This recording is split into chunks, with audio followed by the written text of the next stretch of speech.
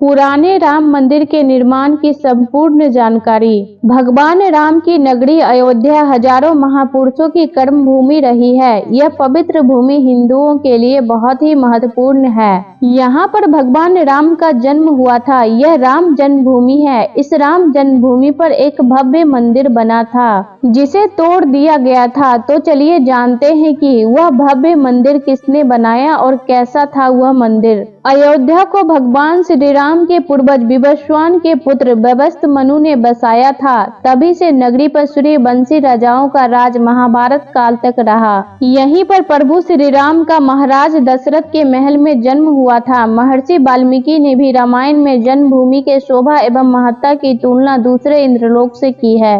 धन्य धान्य एवं रत्नों से भरी हुई अयोध्या नगरी की अतुलनीय छटा एवं गगनचुंबी इमारतों के अयोध्या नगरी में होने का वर्णन भी वाल्मीकि रामायण में मिलता है। पुरातात्विक तथ्य। अगस्त 2003 में पुरातात्विक विभाग के सर्वे में कहा गया कि जहां बाबरी मस्जिद बनी थी वहां मंदिर होने के संकेत मिलते हैं। भूमि के अंदर दबे खंभे और अन्य अवशेषों पर अंकित चिन्ह और मिली पॉटरी से मंदिर होने के सबूत मिले हैं। भारतीय पुरातत्व सर्वेक्षण द्वारा हर मिनट की वीडियोग्राफी और स्थिर चित्रण किया गया। इस खुदाई में कितनी ही दीवारें, फर्श और बराबर दूरी पर स्थित 50 जगहों से खंभों के आधारों की 2 कतारें पाई गई थी। एक शिव मंदिर भी दिखाई दिया। जीपीआरएस रिपोर्ट और भारतीय सर्वेक्षण विभाग की रिपोर्ट अब उच्च न्यायालय के रिकॉर्ड में दर्ज है। 30 सितंबर 2010 को इलाहाबाद उच्च न्यायालय की लखनऊ खंडपीठ ने विवादित ढांचे के संबंध में ऐतिहासिक निर्णय सुनाया।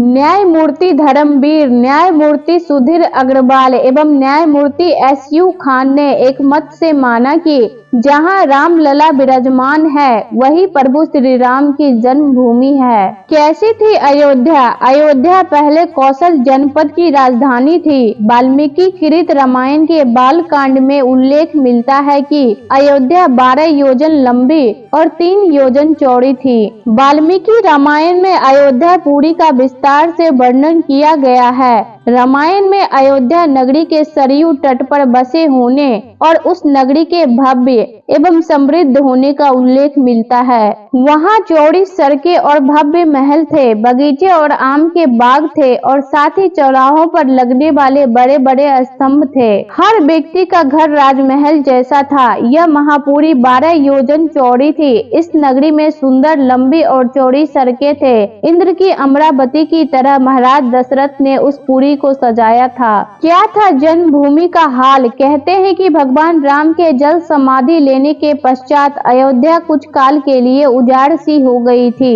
लेकिन उनकी जन्मभूमि पर बना महल वैसा का वैसा ही था।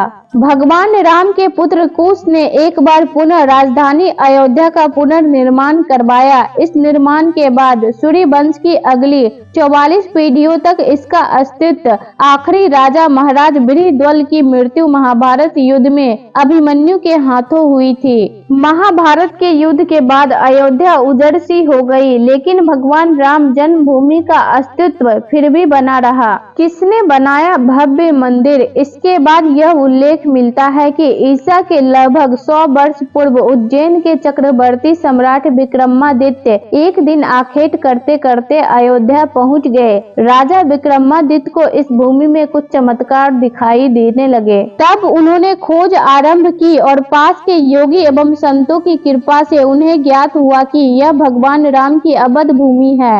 उन संतों के निर्देश से सम्राट विक्रमादित्य ने यहाँ पर एक भव्य मंदिर के साथ ही कूप, सरोवर, महल आदि बनवाए।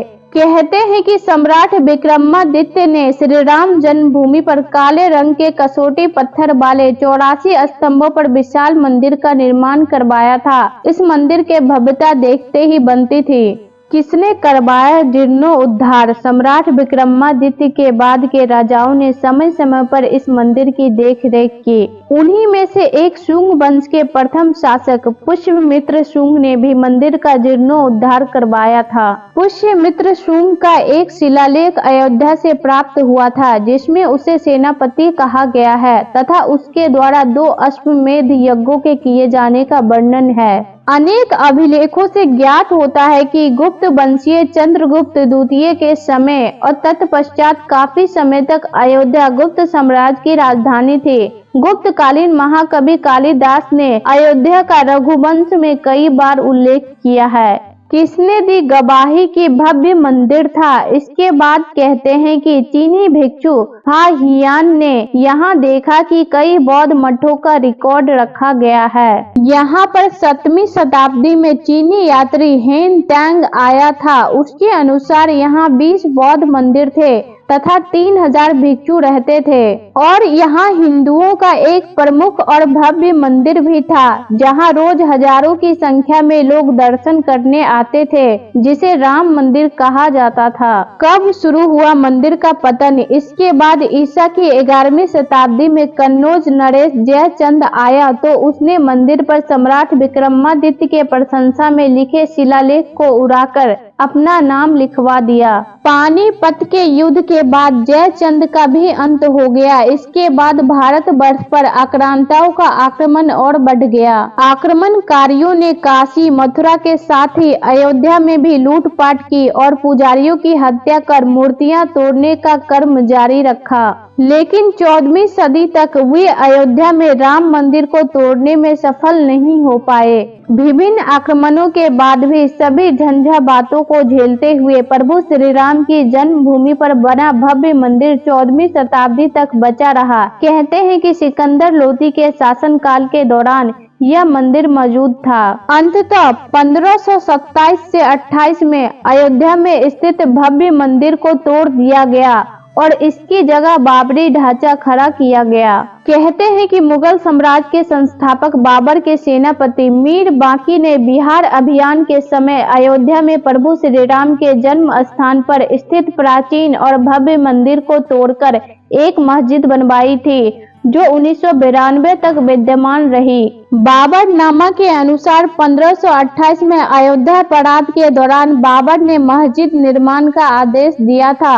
अयोध्या में बनाई गई मस्जिद में खुदे 2 संदेशों से इसका संकेत भी मिलता है। इसमें एक खास तौर से उल्लेखनीय है। इसका सार है, जन्नत तक जिसके न्याय के चर्चे हैं। ऐसे महान शासक बाबर के आदेश पर दयालु मीर बांकी ने फरिश्तों की इस जगह को मुकम्मल रूप दिया। हालांकि यह भी कहा जाता है कि अकबर और जहांगीर के शासन काल में हिंदुओं को यह भूमि एक चबूतरे के रूप में सौंप दी गई थी, लेकिन क्रूर शासक औरंगजेब ने अपने पूर्वज बाबर के सपने को पूरा करते हुए यहाँ मस्जिद का निर्माण कर उसका नाम बाबरी मस्जिद रख दिया। वीडियो अच्छी लगी हो तो लाइक, शेयर और ऐसे ही वीडियो को देखने के लिए हमारे चैनल को सब्सक्राइब जरूर करें। धन्यवाद।